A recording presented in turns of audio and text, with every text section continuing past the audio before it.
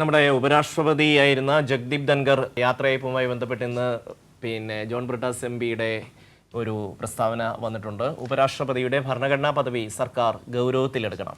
രാജ്യസഭാ അധ്യക്ഷനല്ലാത്തതിനാൽ യാത്രയയപ്പ് നൽകാൻ കഴിയില്ലെന്നാണ് സർക്കാരിന്റെ വിചിത്രവാദമെന്നും ജോൺ ബ്രിട്ടാസ് എംപി എക്സിൽ കുറിച്ചു.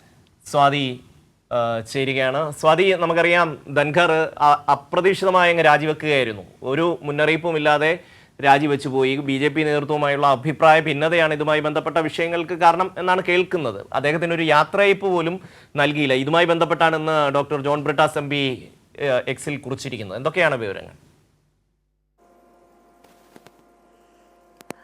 ഷമി, തീർച്ചയായും ഈ മുൻ ഉപരാഷ്ട്രപതി അപ്രതീക്ഷിതമായി രാജി നൽകുകയും പിന്നീട് അതിന് യാത്രയയപ്പ് പോലും നൽകാത്ത നിലപാടിനെതിരെ, കേന്ദ്ര സർക്കാരിന്റെ നിലപാടിനെതിരെ വലിയ പ്രതിപക്ഷ പ്രതിഷേധവും വിമർശനവും ഒക്കെ പാർലമെന്റിൽ തന്നെ ഉയർന്നതാണ്. ഇതിൽ സർക്കാർ ഈ വിഷയത്തിൽ ചൂണ്ടിക്കാണിക്കുന്ന അല്ലെങ്കിൽ നൽകുന്ന വിശദീകരണം എന്ന് പറയുന്നത് രാജിവെച്ചതിന് ശേഷം പിന്നീട് സഭയിലേക്ക് വിളിച്ച് യാത്രയയപ്പ് നൽകുക എന്നുള്ളത് ചട്ടത്തിന് വിരുദ്ധമാണ് എന്നുള്ള കാര്യമാണ് കേന്ദ്ര സർക്കാർ ഇതിന് വിശദീകരണമായി കൂട്ടിച്ചേർക്കുന്നത്.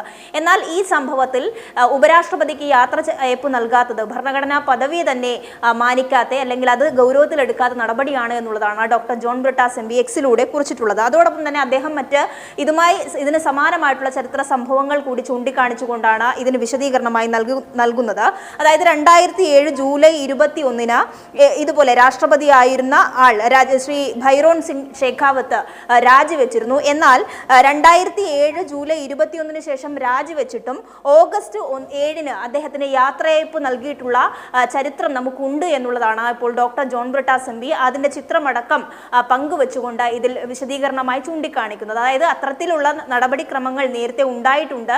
അത് പ്രധാനമന്ത്രി മൻമോഹൻ സിംഗ് പ്രധാനമന്ത്രിയായിരിക്കുന്ന ഘട്ടത്തിലാണ് ഇത്തരത്തിലൊരു നടപടി ഉണ്ടായത് എന്നും അദ്ദേഹം ചൂണ്ടിക്കാണിക്കുന്നുണ്ട്. അതുകൊണ്ട് തന്നെ എന്തുകൊണ്ടാണ് സർക്കാർ ഇത് ചട്ടവിരുദ്ധമാണ് എന്ന് സൂചിപ്പിക്കുന്നത്? നിലവിൽ അദ്ദേഹം ഈ ഉപരാഷ്ട്രപതി അല്ല. ആ ഘട്ടത്തിൽ ഇങ്ങനെ ഒരു യാത്രയയപ്പ് നൽകാൻ കഴിയില്ല എന്നുള്ള വിശദീകരണത്തിനെ ചോദ്യം ചെയ്തുകൊണ്ടാണ് ഇത്തരത്തിലൊരു പ്രസ്താവന ഡോക്ടർ ജോൺ ബ്രിട്ടാസ് എംപി നടത്തിയിട്ടുള്ളത്.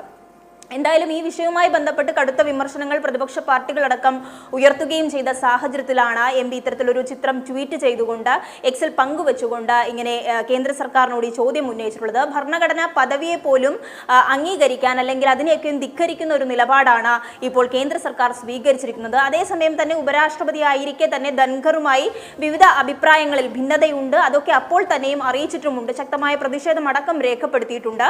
എന്നാൽ അദ്ദേഹത്തിന്റെ ഭരണഘടനാ പദവി നിലവിൽ കേന്ദ്ര സർക്കാർ മാനിക്കണമെന്നുള്ള കാര്യമാണ് ഡോക്ടർ ജോൺ ബ്രിട്ടാസ് എംപി അദ്ദേഹത്തിന്റെ എക്സ് പോസ്റ്റിലൂടെ വിശദീകരിച്ചിട്ടുള്ളത്. ഷമി, സ്വാതിയാണ് ഡൽഹിയിൽ നിന്ന് വിവരങ്ങൾ നൽകിയത്.